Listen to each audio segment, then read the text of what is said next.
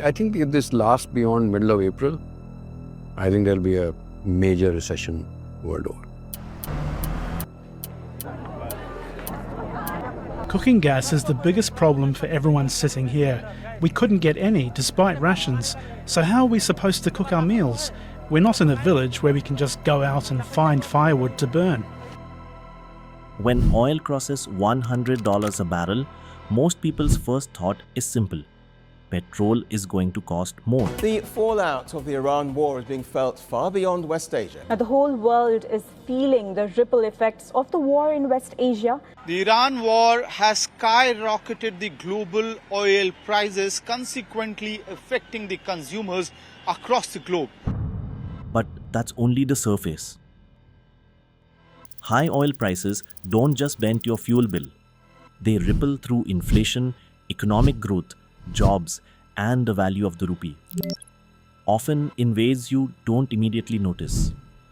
And the most dangerous part isn't the initial spike. It's how the damage accumulates, quietly, in layers. So in this video, let's break down exactly what sustained $100 oil does to India, and why it matters far more than most people realize.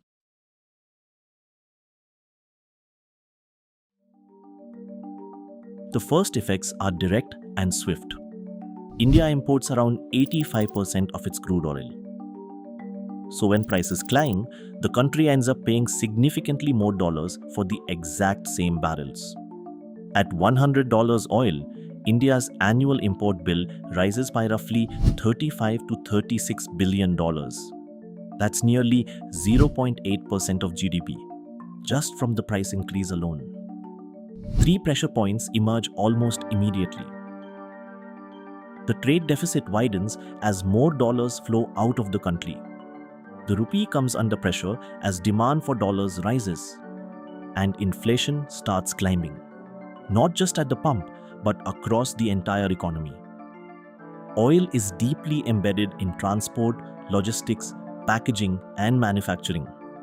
Even a moderate price rise can add 0.7 to 0.9 percentage points to headline inflation. At this stage, the pain is real, but still containable. The economy can absorb it. The real trouble begins next.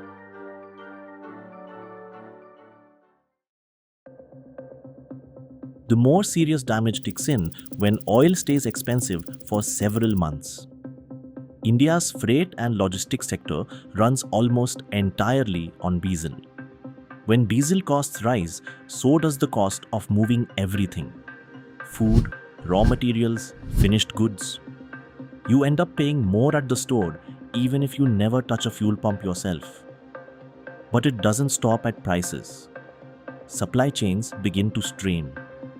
Key inputs become either too expensive or harder to reliably source. Production slows, logistics becomes inefficient, and companies watch their margins erode as costs rise faster than revenues. Households feel it too. As more income gets absorbed by fuel, transport, and food expenses, spending on everything else starts to contract. Demand weakens across sectors, from consumer goods to services.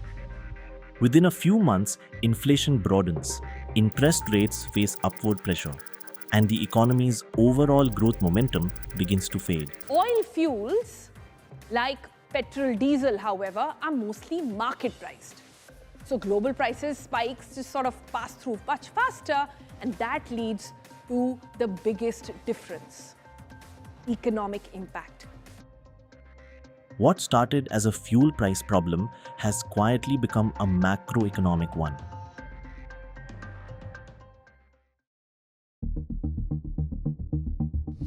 If $100 oil holds for a year or longer, the consequences shift from cyclical to structural.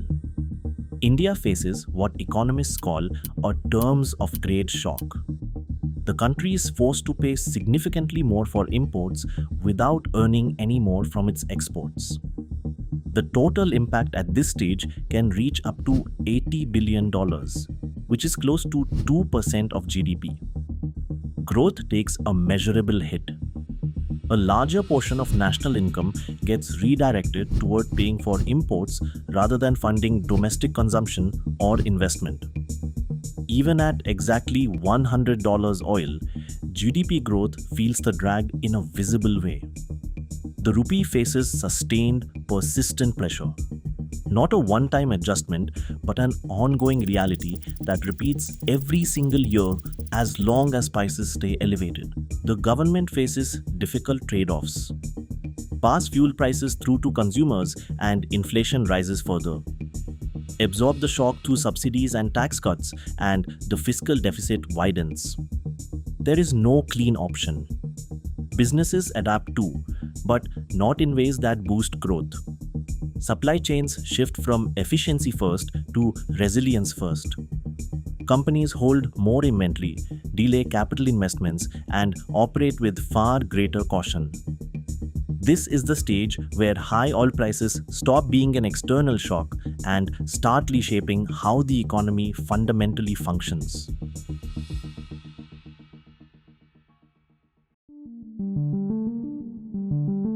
India isn't simply absorbing the blow and hoping for the best. In the short term, policymakers have tools available, adjusting fuel taxes, deploying targeted subsidies, or allowing prices to pass through to end consumers. Amid a global fuel price spike due to the West Asia war, the Indian government has reduced special excise duty on both petrol and diesel by Rs 10. Each choice redistributes the burden differently between households and the government's balance sheet. Strategic oil reserves also provide a limited buffer when supply tightens suddenly. But the more meaningful response is structural and long-term. India is steadily reducing its dependence on oil through electric vehicle adoption, ethanol blending in fuels, and an expanding push into renewable energy. Supply chains are being redesigned with resilience in mind. And India's large domestic consumption base provides meaningful insulation compared to economies that lean heavily on exports.